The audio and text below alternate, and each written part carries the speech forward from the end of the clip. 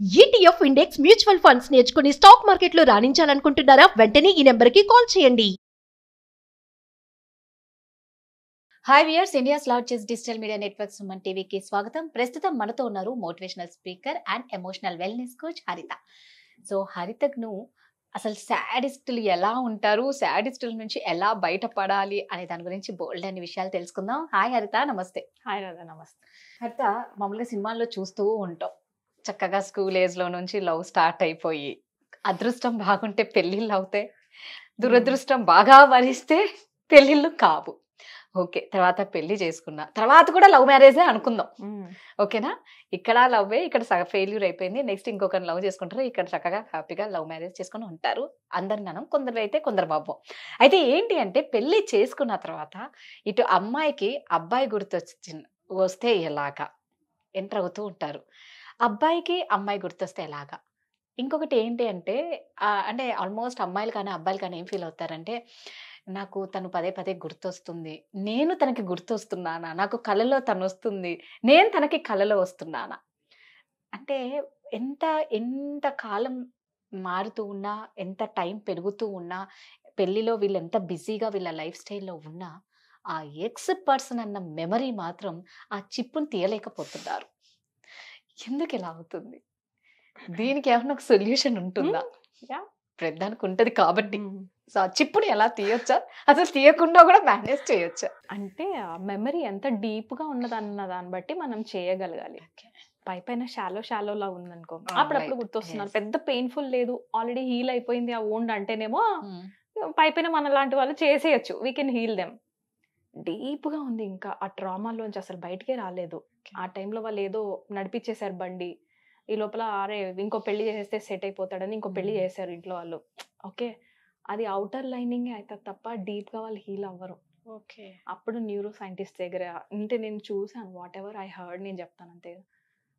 ఒక అమ్మాయి మీద ఇలా స్టడీ చేశారు. బయటకి అమ్మాయి మంచి పాప్ సింగర్, బాగుండింది, అసలు వరల్డ్ ఫేమస్, నాకు పేరు గుర్తులేదు, వరల్డ్ పాప్ సింగర్ అనమాట, బాగుంది అంతా, ఆ పర్ఫార్మెన్స్ కూడా బాగా చేస్తుంది, అంత ఫ్యాన్స్ ఉన్నారు, మిలియన్ ఫాలోవర్స్ ఉన్నారు. నైట్ అయ్యేసరికి ఆ అమ్మాయి ఏడుస్తుంది. ముజారి అని ఎవరు ఉన్నారు, ఆ పేరు మర్చిపోయాను, తను కూడా మంచి మోటివేషనల్ స్పీకర్, ఓకే, ఇంటర్నేషనల్ లెవెల్లో. నైట్ అయ్యేసరికి ఆ అమ్మాయి కూడా ఇదే చెప్పింది, I cry every time, sometimes in the nights I cry. ఎందుకు? Because of the ex person. వాళ్ళు ఎలా ఉంటుందంటే, వెళ్ళిపోయిన వాళ్ళ మెమరీస్ మనలో ఉండిపోతాయి. ఇప్పుడు నువ్వు అన్నట్టే చిప్పే, అది సిస్టమ్ అయితే ఒక చిప్పు, ఇది మైండ్ కాబట్టి, బ్రెయిన్ కాబట్టి దానికి ఇంత ప్లేస్ ఇచ్చేస్తాం వాళ్ళ మెమరీస్కి. ఆ మెమరీస్ ఇంత, ఒక అమ్మాయికి అయితే బ్రెయిన్ స్కాన్ చేసి కనుక్కున్నారు, ఆ అమ్మాయికి ఇట్లా ఒక సింబల్ లాగా ఉండిపోయింది ఆ మెమరీ. ఆ మెమరీ నిండా బాయ్ ఫ్రెండ్ మెమరీసే. సో అమ్మాయి ఆ మెమరీస్ నుంచి బయటికి రాలేక నైట్ అవ్వంగానే వాడు వదిలేసిన ట్రామా, నన్ను ఎట్లా చీట్ చేస్తావు, బిట్రేయల్ ట్రామా, అవన్నీ అమ్మాయి గుర్తొచ్చి ఏడిపోస్తుంది. 10 years అయిన తర్వాత వెన్ షీ రికగ్నైజ్డ్ అది అని తెలిసినప్పుడు న్యూరో సైంటిస్టులు అందరూ కూర్చొని ఆ అమ్మాయికి వీక్లీ వన్స్ కౌన్సిలింగ్ ఇవ్వడం మొదలుపెట్టారు. It was an experiment. తనే రెడీ ఉంది, నేను రెడీ ఉన్నాను, నేను నా బుర్రలోంచి పోవాలని అమ్మాయి అడిగింది, రిక్వెస్ట్ చేసి. సూపర్. వాడు నా బ్రెయిన్ లో ఉండకూడదు అసలు, సూపర్ స్టూపిడ్ ఫెలో, వాడు వదిలేసాడు, నేనేంటి వాడిని పట్టుకుని ఇంకా ఏడిసేది, హెల్ప్ మీ అంటే వీళ్ళందరూ హెల్ప్ చేశారు ఆమెకి.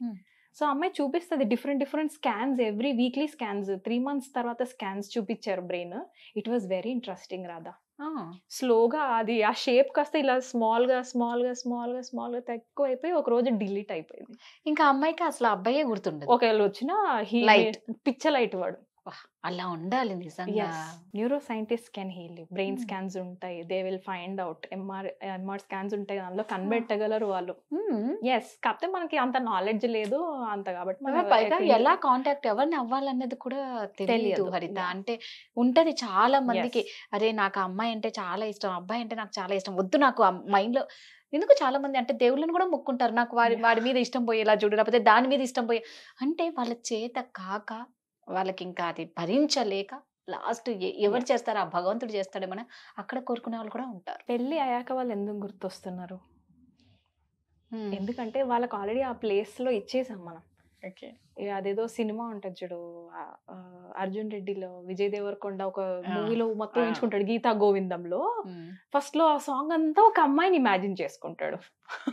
ఈ అమ్మాయిని రీప్లేస్ చేసుకొని హీరోయిన్ లాగా ఊహించుకుంటాడు. తర్వాత తెలుస్తుంది ఆ అమ్మాయికి మ్యారీడ్, ఆ అమ్మాయి మెట్టలు పెట్టుకోలేదు. తుస్ అనుకుంటాడు ఒక నిమిషం. నువ్వు ప్లేస్ ఇచ్చేస్తున్నావు అంటే ఇది జస్ట్ ఆ మూవీ కాబట్టి నడిచిపోయింది. రియల్ లైఫ్ లో మనం వాళ్ళ లవర్స్ విషయంలో ఏం చేస్తారు జనరల్ అంటే, ఆ మెమరీ స్పేస్ మొత్తం ఇచ్చాం కదా, ఇంత రికార్డింగ్ ఇంత టైం స్పెండ్ చేసి ఇలా జరగాలి మ్యారేజ్, పలానా ప్లేస్ లో పిల్లలు పుట్టాలి, ఈ పేర్లు పెట్టుకోవాలి, ఎంత టైం మెమరీ ఉంది అందులో.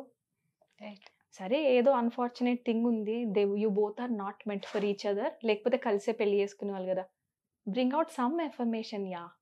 ఏదో ఒక ఎఫర్మేషన్ మీకు హెల్ప్ చేయాలి. అయ్యో వాడు మాత్రం బాగానే ఉన్నాడు, నేను మాత్రం ఇట్లే ఉన్నా అన్నావు అనుకో, నీకు నువ్వే కదా పనిష్మెంట్ ఇచ్చుకుంటున్నావు. ఏ స్టోరీ వేసుకుంటే నీ ఫీలింగ్స్ చేంజ్ అవ్వాలి ఓల్డ్ మెమరీస్కి, ప్లీజ్ ట్రై అవుట్. నేను సూపర్ ఎఫర్మేషన్స్ వేసుకుంటాను రాదా.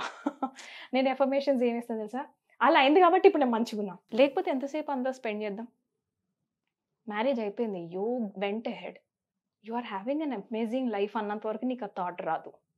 అవును. ఇక్కడ నీకు ఏదైనా నచ్చని జరిగితేనే బ్రెయిన్ ఏమనిపిస్తుంది, ఓ బెటర్ తా రైట్ ఆడు, లేకపోతే ఆ అమ్మాయి బెటర్ ఉంటుండే, కరెక్ట్. ఆ థాట్ నిన్ను డిస్టర్బ్ చేస్తుంది. Right. So X person is gone, వెళ్ళిపోయారు. నువ్వు ఎన్ని గంటలు ఏడ్చినా, ఎన్ని రాత్రులు స్పెండ్ చేసినా, నీ మెమరీస్ని నువ్వు డిలీట్ చేసుకోవడానికి ట్రై చేయాలి, లేదా స్టోరీస్ని కీప్ చేంజింగ్ ద స్టోరీస్. మనకు అద్భుతమైనది దేవుడు ఏమి ఇచ్చాడు తెలుసా, మర్చిపోవడం. అవును, నిజం. మర్చిపోవడం మరుపు అనేది ఒక వరం అనేది, వరం అనేది. ఎస్, మర్చిపోకపోతే మనం లాస్ట్ జన్మలో, అంతకుముందు జన్మలో ఎన్ని క్యారీ చేస్తూ వచ్చేవాళ్ళు. ఎవరైనా ఒక పర్సన్ పోయినారు అంటే మనం బతకగలుగుతామా? ఆ మరుపు ఉన్నది కాబట్టే మెల్లమెల్లగా మెల్లమెల్లగా, అది ఎంత ప్రాణమైన తల్లి కానీ తండ్రి కానీ ఎవరైనా కానీ మెల్లగా ఆ మరుపు. మనం ఇంకోటి అనుకుంటాము, దిస్ ఇస్ సంథింగ్ స్పిరిచువల్, ఇది ఒక్క బర్త్ నుంచే రాదు.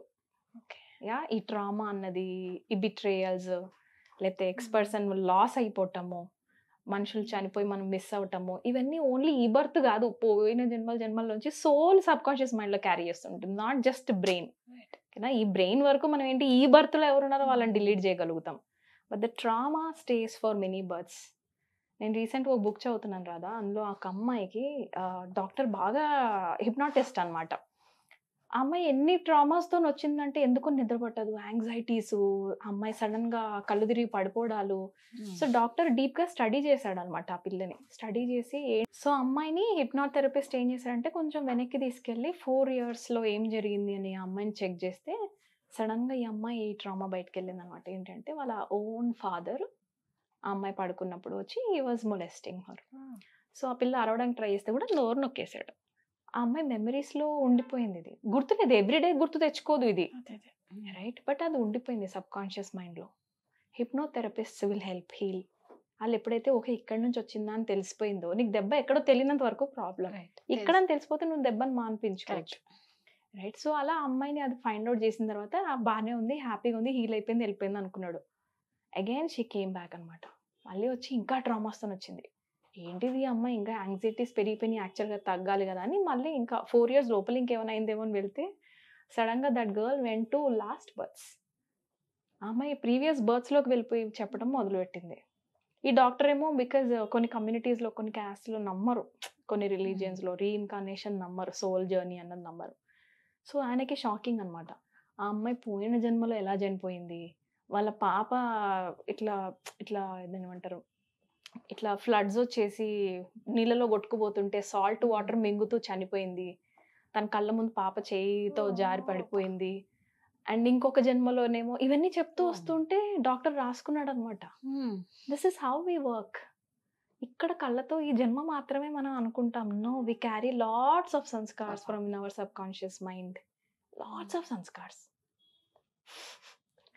Reincarnation is a very big subject. అది ఎప్పుడన్నా ఉన్నప్పుడు ఖాళీగా ఆ బుక్ గురించే చదువుదాం. మా పిల్లలకి మాకు ఇంట్రెస్టింగ్ ఉంది, ప్రస్తుతం బాగా చదువుతున్నాం అది.